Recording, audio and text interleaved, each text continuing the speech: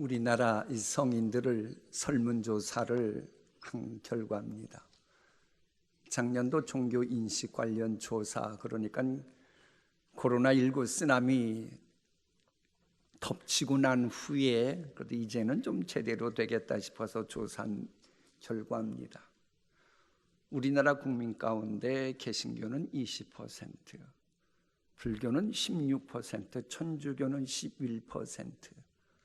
그런데 아직도 무종교인이 51%나 된다고 하는 겁니다. 충격적인 것은 29살 이하로는 73%가 나는 종교 안 믿는다 라고 답했다고 합니다.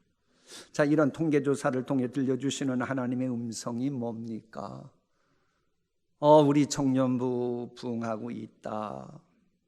저것은 우리 중학생, 고등학생들 통계 수련회 엊그제 찍은 거거든요. 저들의 부모 있는 30, 40 세대가 부흥하는 동신교회다. 우리 동신교회 복된 교회인 줄 믿습니다. 분명한 것은 하나님이 허락하신 약속의 산지를 차지하려면 하나님의 다스리심을 온전히 믿지 못하게 하는 현대판 여리고성이 무너져는 이 일부터 선행되어야 합니다. 자, 보세요. 우리나라 젊은이들 가운데 73%가 하나님을 무시하는 거예요. 그 하나님 믿어봤다 무슨 소용이 있단 말인가.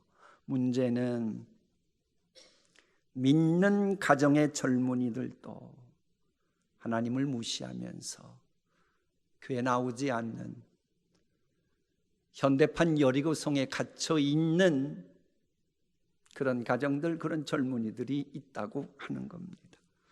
지성인이랍시고 과학 문명이 발전할수록 하나님을 더 이상 존경할 수 없는 무식한 하나님 취급하는데, 문제는 교인들 가운데도 하나님을 무식한 하나님인 양 하나님의 말씀을 내 삶에 적용하는 것을 부끄러워하고 머뭇머뭇거리는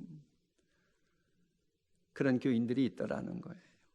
돈 자랑, 권력 자랑하는 사람들로부터 하나님은 허약하고 가냘픈 존재로 무시받고 계신데, 교인들 가운데도 누구는 헤게모니 다툼을 할 때는 하나님을 무능한 분 취급하고, 어이구 하나님 말씀, 그런 말씀 오지 말라고, 내가 잘한다고 하면서 하나님을 완전히 외면해버리는, 그야말로 괴물 같은 교회들도 존재하더라고 하는 겁니다. 정글 같은 세상에서 영향력을 행사하려는 사람들로부터 예수님은 연민을 자아내는 허약한 존재로 외면당하고 있는데, 문제는 능력 있는 삶을 살고픈 교인들 가운데는 하나님은 전혀 내가 능력 있는 삶을 사는데 도움되지 못하는 존재이냐, 무시하고 있는, 하나님을 전덕꾸러기 취급하는 교인들이 있다라고 하는 겁니다. 이렇게 하나님을 은근슬쩍 무시하고 하나님의 음성을 냉대하는 사고방식이 바로 반드시 정복해야 될 여리고성입니다. 언제부턴가 교회 생활하면서도 하나님의 말씀을 은근슬쩍 무시하고 냉대하도록 세뇌시키는 현대판 이 여리고성을 정복하지 못하면 시간이 지날수록 나는 여전히 광야를 맴돌 뿐 약속의 잔지 차지하지 못합니다. 교회도 마찬가지예요.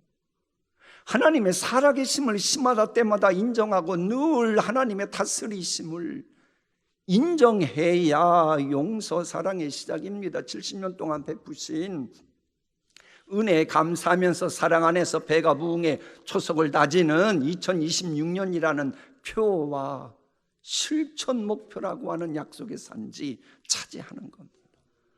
그렇습니다. 신비한 새해를 열어가는 제자답게 능력 있는 신앙생활 하려면 여러분 마음속에 있는 하나님을 우습게 알고 하나님을 교회 밖 사람들처럼 은근슬쩍 홀대하는 그 여리고성과의 싸움부터 여러분이 감당해야 합니다. 과연 여러분 정말로 하나님이 여러분에게 주신 그 소원, 약속의 산지 정말 믿습니까? 그걸 믿으려면 여러분 마음속에 하나님을 은근슬쩍 무시하고 하나님 방법보다 내 방법을 앞세우려는 여리고성과의 싸움부터 있어야 약속의 산지 차지합니다. 그래서 이 초대교회의 야성을 간직했던 크리소스톰이 한 유명한 말이 있어요. 함께 읽어볼까요? 분노하십시오. 그러나 여러분 자신이나 혈육을 가진 사람이 아니라 마귀에게 분노하십시오. 하나님이 우리에게 분노를 주신 것은 우리가 우리 자신을 칼로 찌르게 하기 위해서가 아니라 하나님의 절대 주권을 믿지 못하게 하는 마귀의 가슴에서 나오는 피로 성령의 칼날을 적시게 하기 위해서입니다. 영적 전쟁 승리하기 위해서 성령의 검 곧 하나님의 말씀을 갖고 있습니까? 그걸 가지고 현대판 여리고성을 찔러서 마귀에 나오는 피로 여러분의 성령의 검, 말씀의 검이 살아 움직일 때만 여러분은 약속의 산지를 차지할 수 있게 되는 것입니다. 왜 이렇게 크리스토텀이 이렇게 말한 줄 압니까? 여러분과 교회의 모퉁이 돌이신 예수님을 십자가에 못 박아 죽인 무리들이 누굽니까? 하나님의 말씀 많이 알고 달달 외웠고 하나님 믿는다고 하는 그들이 정작 삶 속에서는 하나님의 다스리심을 믿지 못했던 무리들에 의해 예수님이 그렇게 되신 거거든요. 여러분 하나님의 다스리심을 확신하면서 순간순간 선택하며 지난주 살아오셨습니까? 자, 그러면 하나님의 다스리심을 제대로 믿을 때 어떤 열매가 맺히게 됩니까? 기다림의 열매가 맺힙니다. 여호수아가 아침에 일찍 일어나 제사장들이 여호와의 궤를 메고 제사장 7은 양각 나팔 7을 잡고 여호와의 궤 앞에서 계속 행진하며 나팔을 불고 무장한 자들은 그 앞에 행진하며 후군은 여호와의 궤 뒤를 따르고 제사장들은 나팔을 불며 행진하니라. 아니 난공불락의 여리고성을 점령해야 되는 저들이 첨단 무기 준비해 오는 게 아니고 여호수아, 제사장, 무장한 군인들, 후군들 그저 내 맡은 일 감당하면서 하나님이 역사하실 때를 기다리고 기다렸다, 이 말입니다.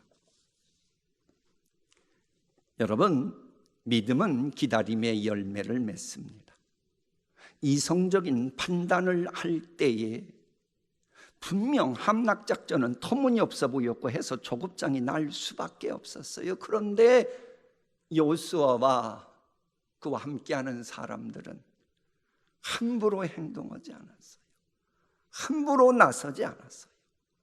기다리고 기다렸습니다. 어떻게 그런 상황인데, 마음은 조급해질 수 있는 상황인데 기다릴 수 있었어요?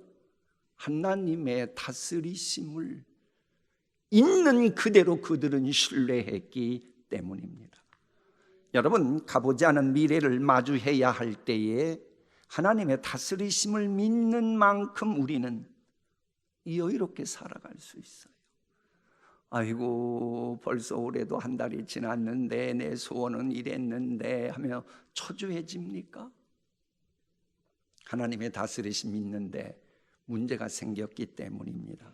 사실 우리가 살다 보면 이렇게 해야 되나 저렇게 해야 되나 난처할 때가 있어요. 돈은 있어도 투자할 때를 몰라서 고민하잖아요.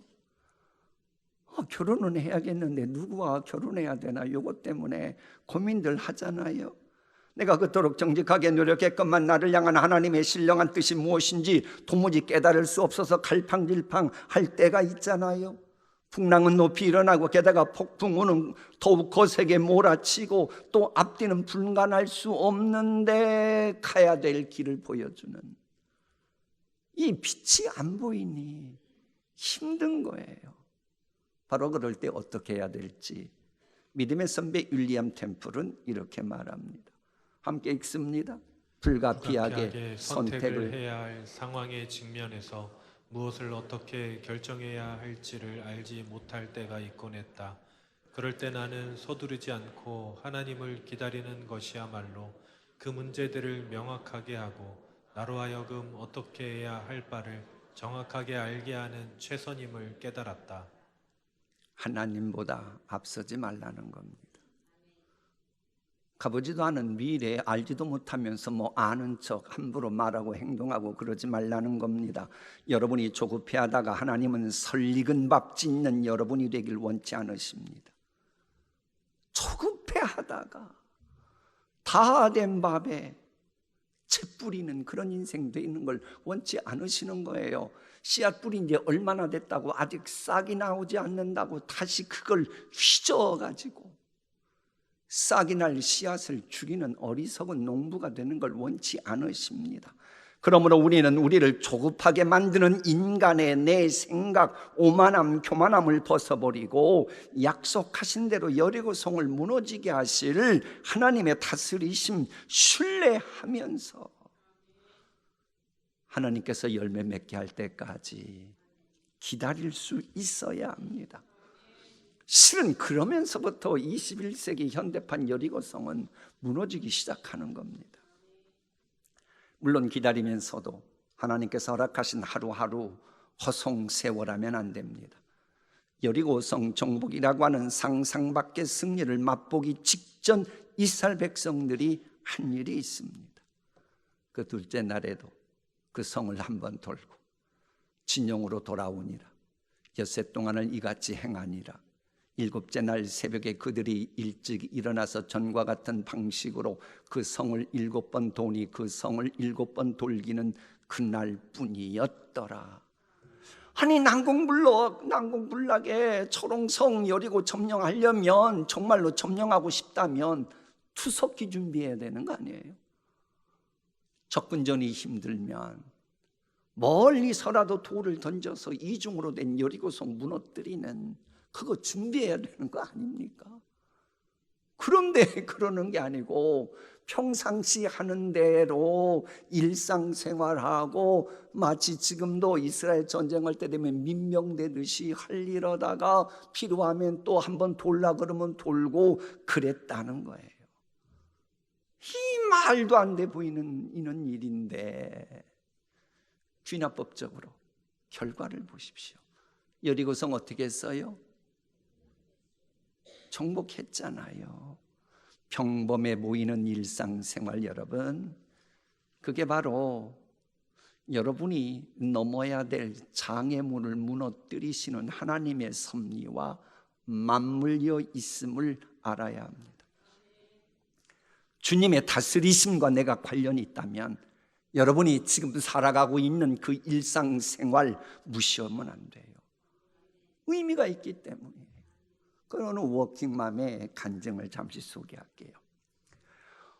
올해는 성경 통독도 하고 교회에서 3D로 통하는 힘든 부서에서 봉사로 하겠다고 선언했습니다. 여러분도 연초에 그랬지요? 그런 계획도 없었어요. 그랬어요. 그런데 매년 연말에 보면 세상 말로 똑같은 거예요. 그저 열매가 똑같아요. 아이를 돌보고 일하고 지쳐서 하루를 마무리하는 삶. 그러다 보니 늘 마음에 남는 것은 죄책감이었습니다. 그러다가 이제 종교개혁주일에 루터의 소명론을 들었던가 봐요. 하나님은 교회뿐만이 아니라 가정에서도 직장에서도 다스리신다. 여기에 은혜를 받은 거예요. 아하, 믿음 생활은 주어진 자리에서의 충성스러운 삶이구나. 이걸 알고 이 워킹맘은 하루하루 살아가기 시작했습니다. 아이 돌보는 시간, 그것은 믿음을 방해하는 게 아니고 오히려 나를 향한 하나님의 약속이 형통하는 필수 과정임을 깨달았어요. 여러분이 자녀나 손주 보려면 기도, 깊은 기도 돼요, 안 돼요? 손주들 봐보셨어야지. 아니 기도하려고 그러면 옹해 하고 울잖아요. 그럼 그럴 때 사탄아 물러가라 그래야 돼요? 하나님이 울게 하신데 사탄아 물러가라 그러면 어떻게 해요? 기도하다 말고 하나님 아시죠? 하고 가서 봐줘야지요. 이 짤막한 기도밖에 안 돼요. 그러나 이 모든 것이 하나님의 다스리심과 맞물려 있음을 아는 이 워킹맘은 그때부터 하루하루 사는 게 달라졌어요. 힘이 나고 의미 있고 소위 생활 영성의 대가가 되어간 겁니다. 그렇습니다. 하나님의 다스리심을 믿는다면 이제는 기다리면서 하나님께서 여러분에게 명하신 삶의 자리에서 일상생활 책임 있게 감당하는 열매 맺어야 합니다. 새해를 살아가는 일상생활 모두가 헛수고가 아니라 의미 있는 알곡으로 열매 맺는 걸 정말로 원한다면 하나님이 여러분에게 허락하신 일상생활, 직장생활, 가정생활 제발 좀 하나님 앞에서 2달란트 받은 자처럼 충성해야 합니다. 만일 내가 이 세상 살아가면서 여러분 기업이 해야 할 일을 안 하면 망하듯이요, 하나님이 내게 맡겨주신 일상생활을 소홀히 알고 하나님의 다스림과 맞물려 있음을 우습게 알면 그런 사람은 아무리 신앙생활 오래 해도 늘 쭉정이 신앙인이 됩니다. 하나님의 다스림과 내가 맞물려 있다. 물론 이 말은 나는 양이니까는 나는 할 일이 없다 그렇게 썩으면 안 돼요.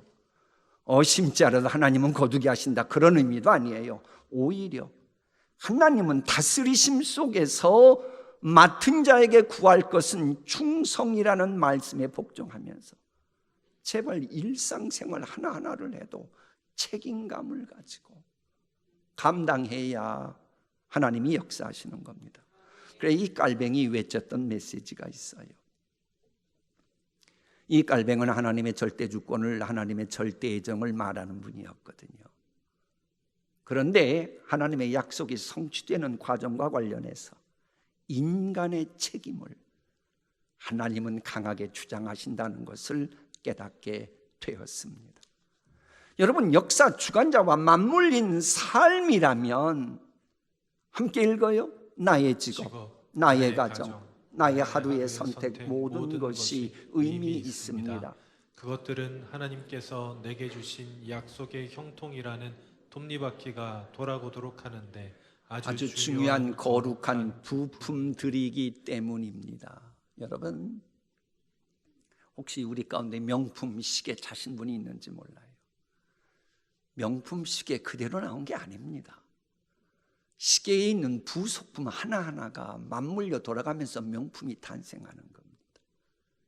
하나님께서 여러분에게 허락하신 그 위대한 명품 인생의 비전은 그저 만들어지는 게 아니고 여러분의 평소의 일상생활과 관련된 이 모든 것이 톱니바퀴처럼 맞물려 돌아갈 때에 여러분과 여러분 가정은 명품 인생, 명문 가문이 되는 것입니다.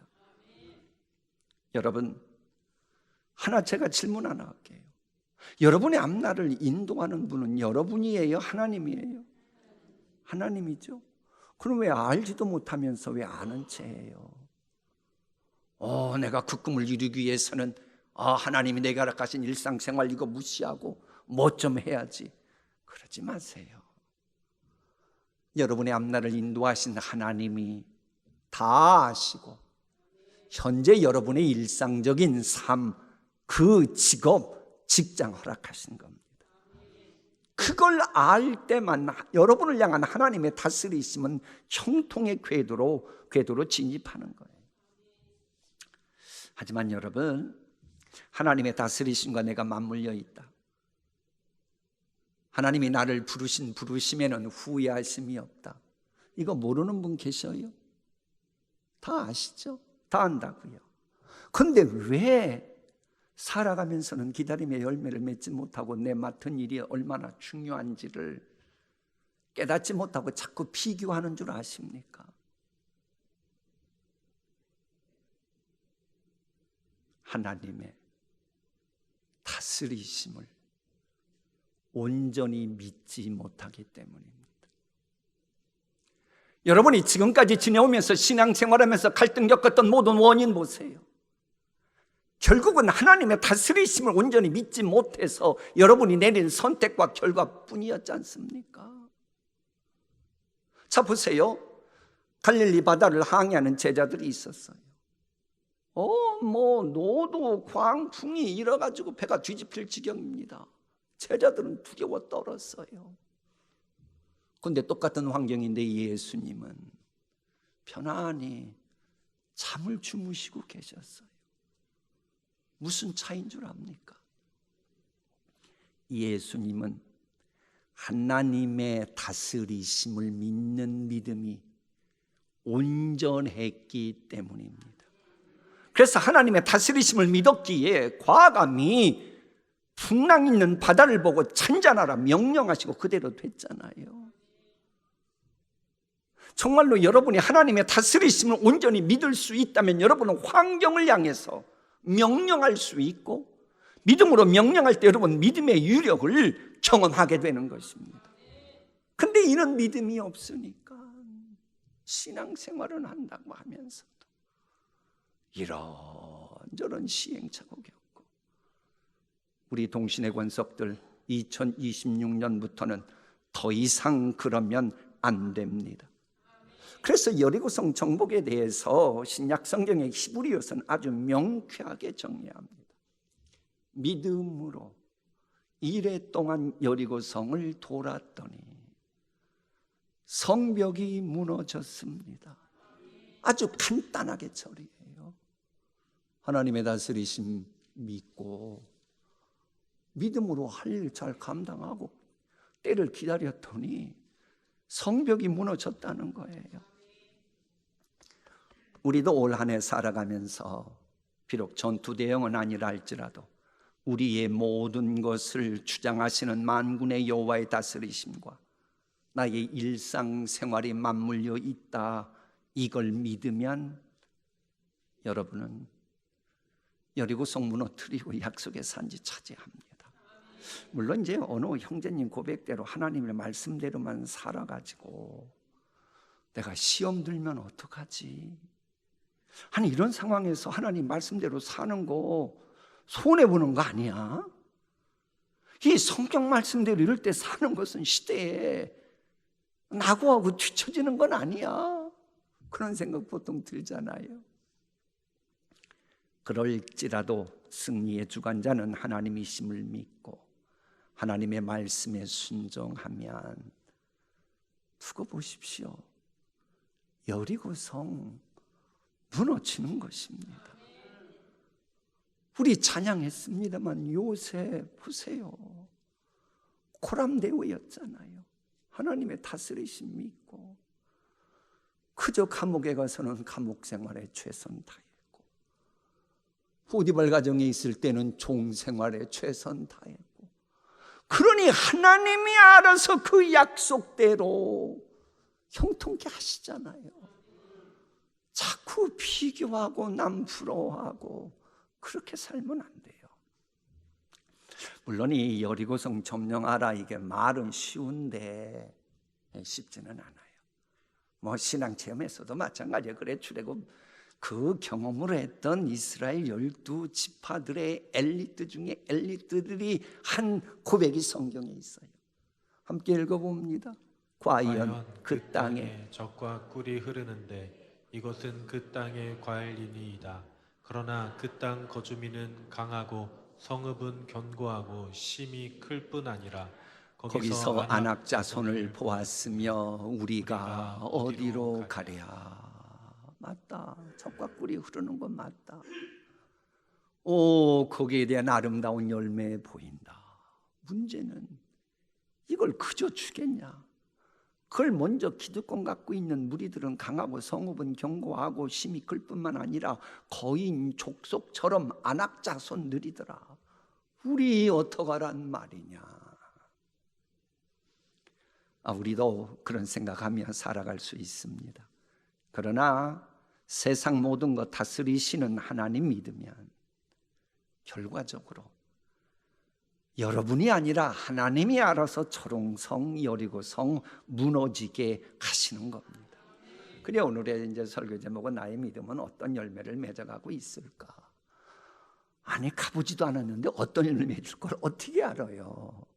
그래도 내가 부족하고 연약하고 그리할지라도 하나님이 시마다 때마다 일상생활을 통해서 주시는 은혜를 입고 한 걸음 한 걸음 나아가다 보면 내가 맺어야 될 열매 맺게 되는 것입니다. 자, 보세요. 열매 맺게 하시는 하나님이 함께 계신다. 그게 임마누엘이죠. 임마누엘의 별명 가지신 분이 예수님이십니다.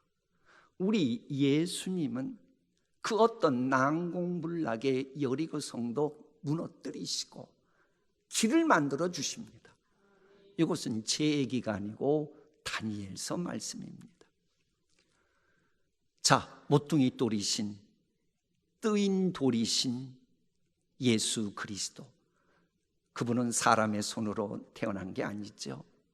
사람의 손으로 하지 아니하고 뜨인 돌이 나와서 아시리아, 바벨론, 헬라 제국을 쳐서 부서뜨리매 여름 다장마당에 겨같이 되어 바람에 불려 간 곳이 없었고, 그 우상을 친 모퉁이 돌은 태산을 이루어 온 세계에 가득하였습니다. 그걸 이제 다니엘이 해몽을 해서 느부갓네살에게 알려준 거예요. 그 다음 이 꿈은 그대로 뭐 할 것입니다.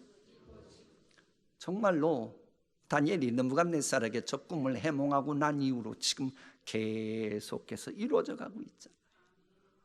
세월이 흐를수록 지금 5대양 6대주로 교회가 견고히 서가고 있잖아요.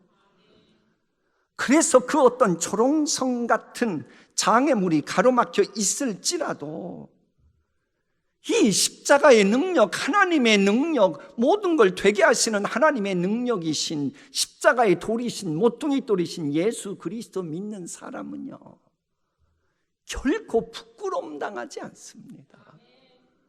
이걸 여러분이 오래 경험해야 돼요. 성경 말씀이죠. 보라, 내가 택한 보배로운 모퉁이 돌을 동신교회에 두노니. 어디에 두노니? 저 본문에는 시온에 두노니 그랬는데 저건 그 동신교회라고 의역해도 적용해도 하나님이 오케이 하는 그런 메시지예요. 보라, 내가 택한 보배로운 모퉁이 돌을 동신교회에 두노니 예수님을 믿는 자는 부끄러움을 당하지 아니하리라. 여러분은 하나님의 다스리심을 절대적으로 신뢰하고 그에 합당한 언행을 하며 살아가고 계십니까? 꼭 그렇게 해야 됩니다. 모퉁이 돌이신 예수님을 신뢰함으로 난관을 극복하는 심령들로 연합한 우리 동신교회가 되었으면 좋겠어요. 보세요. 십자가 모퉁이 돌이신 예수님이죠. 저 건물 뒤에 보면 아직도 계속 철근이 올라가고 있어요. 70년 동안 우리 교회는 저렇게 단단히 세워졌어요. 앞으로 100년, 200년일 때도 계속 세워져 가야 합니다. 그 다음에 주신 성경 말씀 함께 읽겠습니다. 너희는 사도들과 선지자들의 터 위에 세우심을 입은 자라. 그리스도 예수께서 친히 모퉁이 돌이 되셨느니라. 그 안에서 건물마다 서로 연결하여 주 안에서 성전이 되어가고 그리스도 예수 안에서 함께 지어져 가느니라. 아무쪼록 모퉁이 돌이신 예수님의 지체답게 하나님의 다스리심을 절대 신뢰하는 그 믿음으로 견고한 여리고 성이 와르르르르르 아멘 할 때까지 와르르르르르 무너져 내리기를 축복합니다. 그래서 내가 기대했던 것 그 이상의 정말로 약속의 말씀이 이루어졌다고 간증하는 여러분과 여러분의 가정과 우리 교회 되기를 소망합니다. 기도하십니다.